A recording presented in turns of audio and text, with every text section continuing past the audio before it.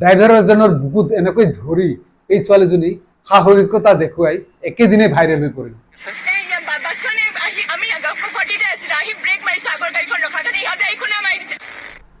Social মিডিয়াত এই ভিডিঅ'টো একেবাৰে বনজুইৰ দৰে বিয়পি পৰিল। কিন্তু ছোৱালী হৈ এনেকৈ এজন পুৰুষৰ বুকুত ধৰি ৰখাটোৱে পুৰুষ সমাজৰ ইগত লাগি গৈছে। আৰু ড্ৰাইভাৰ সমাজে তাইক ক্ষমা কৰিব নেকি? তাই যদি মান খোজে তেনেহ'লে তাই কোৰ্টলৈ দৌৰিব লাগিব। এই ঘটনাটো যোৱা দেওবাৰৰ ৰাতিপুৱা 11মান বজাৰ কথা। দৰ্শনা কলিতাই তাইৰ মাক দেউতাকৰ সৈতে শিৱসাগৰৰ পৰা উলটি আহোঁতে এই কাজিৰঙাত এই ঘটনাটো ঘটিল, অৰ্থাৎ এই দুৰ্ঘটনাটো ঘটিছিল। ঘটনাটো কি হৈছিল আচলতে তাইৰ মুখতে শুনক। আমি ফ্ৰাইডে কিহত গৈছোঁ, শিৱসাগৰ গৈছিলোঁ। মোৰ মা দেউতা এনেকৈ মাহীহঁত। তো আমি ছানডে ৰাতিপুৱাই আমি ঘূৰি আহি আছিলোঁ। তো 11টামান বজাত আমি কাজিৰঙা পালোঁ। কাজিৰঙাৰ স্পীড লিমিটটো 40 হয় ন, তো আমি এনেকৈ 40তে গৈ আছিলোঁ। তো এখন হণ্ডা মেচ এখন ৰাস্তাত ৰৈ দিলে। হণ্ডা মেচখনৰ আগেদি হয়তো কিবা এটা গৈছিল, সেইটো ভালকৈ গম নাপালোঁ। এখন গাড়ী ৰৈ দিলে। ৰৈ দিয়াৰ লগে লগে পিছৰ ইয়ন এখন আছিলে, ইয়নখনো ৰৈ দিলে। ইয়নখনৰ পিছত আমাৰ বেলিনখন আছিল, আমিও ৰৈ দিলোঁ।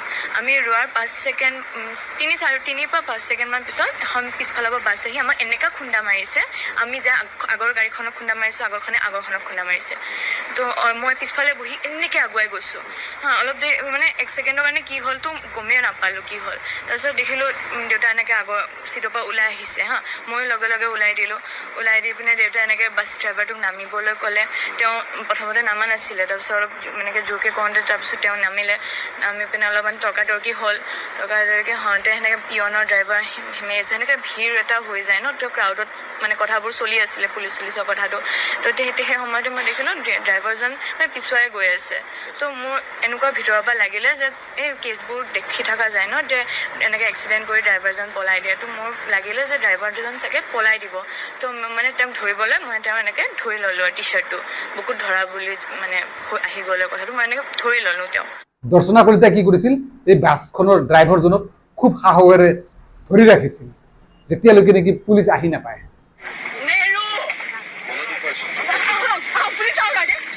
কাৰণ তাইৰ এই মৰমৰ গাড়ীখনক এই বাছখনে খুন্দিয়াই মানে চূৰ্ণ বিচূৰ্ণ কৰি পেলালে।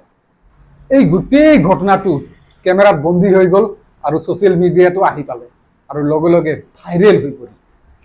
তাইৰ এই সাহসিকতাৰ বাবে তাই পাব লাগিছিল পুৰস্কাৰ, কিন্তু তাই পাই আছে তিৰস্কাৰ। এই ছচিয়েল মিডিয়াবোৰত তাইক পুৰস্কাৰ নিদি কি কৰি আছে, খুব তিৰস্কাৰ দি আছে, বেছিভাগেই তিৰস্কাৰ কৰি আছে।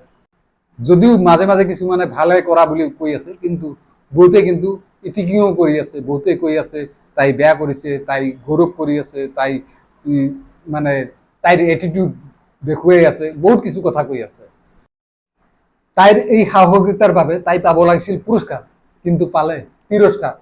কাৰণটো হ'ল এই দৰ্শনা কলিতাই কি কৰিলে, তাইৰ পিতৃসমবয়সীয়া এজন ড্ৰাইভাৰৰ বুকুত ধৰি পেলালে। আৰু তাই যে এই ড্ৰাইভাৰজনৰ বুকুত ধৰি ৰাখিলে, এই দৃশ্যটোৱে মানে গোটেই ছচিয়েল মিডিয়াত মানে জেং লাগি গ'ল, অৰ্থাৎ খুব ভাইৰেল হৈ পৰিলে।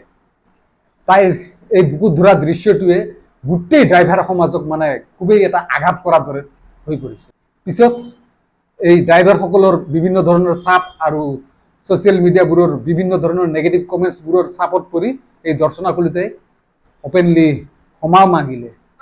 মই গোটেই সন্থাটোক ক্ষমা বিচাৰিছোঁ। মই মানে জানি বুজি কৰা নাছিলোঁ। মোৰ সেইখিনি একদম মানে ৰিয়েকশ্যন আছিলে, সেইখিনি মই আৱেগত কৰিলোঁ। মোৰ ক্ষতি, মই এনেকুৱা লাগিলে মোৰ ক্ষতি হ'লে বা মই মৰিবই ওলাইছিলোঁ নেকি, সেই ভয়ত মোৰ একচুৱেলি সেই ৰেছপন্সটো ওলাই গ'ল। তো মই ড্ৰাইভাৰজনক বা পূৰা গোটেই ড্ৰাইভাৰ সন্থাক মই ক্ষমা খুজিছোঁ। মই এনেকৈ নিজতকৈ বয়সত ডাঙৰ মানুহ এজনে এনেকৈ বুকুত হাত দিয়া একো মোৰ কি নাছিলে, ৰাইট নাছিলে।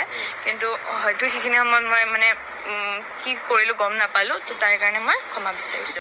আৰু আমি দেখিবলৈ পালোঁ যে এই ড্ৰাইভাৰৰে কোনো এটা ইউনিয়নে তাইক ক্ষমাও কৰি দিলে। কোনে মানি লোৱা নাই মনা নাজানো, কিন্তু আমাৰ বৃহত্তৰ ড্ৰাইভাৰ সন্থাই এইটোত আমি মানি ল'লোঁ। ছোৱালীজনীক আমি ক্ষমা কৰি দিলোঁ। ইয়াৰ ওপৰত আৰু কোনো ধৰণৰ আপোচ নহয়। আৰু যিজন ড্ৰাইভাৰ আছিলে ডিপু,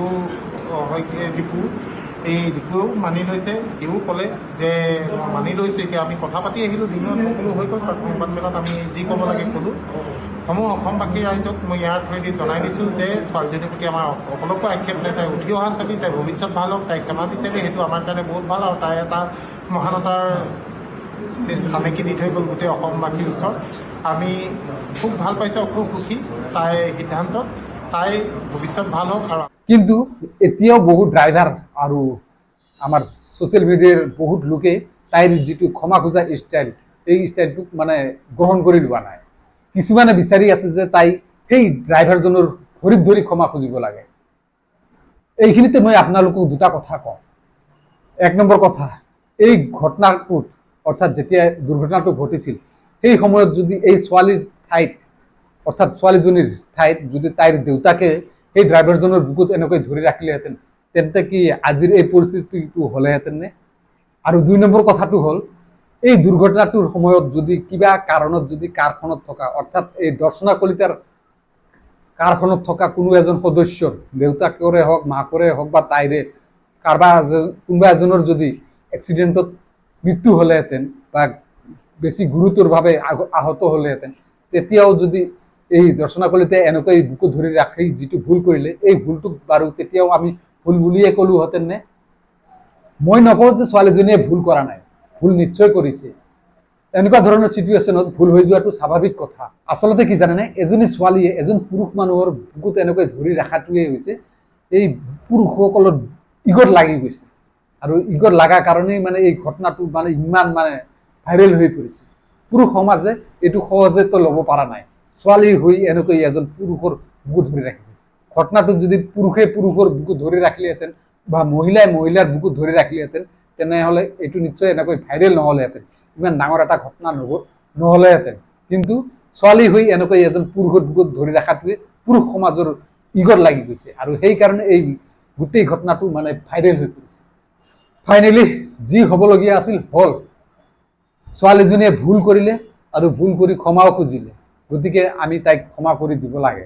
কাৰণ মানুহ মাত্ৰই ভুল হৈ যায়, আৰু ভুলক কোনোবাই যদি ভুল স্বীকাৰ কৰে তাক আমি ক্ষমা কৰি দিয়াটো আমাৰ কৰ্তব্য।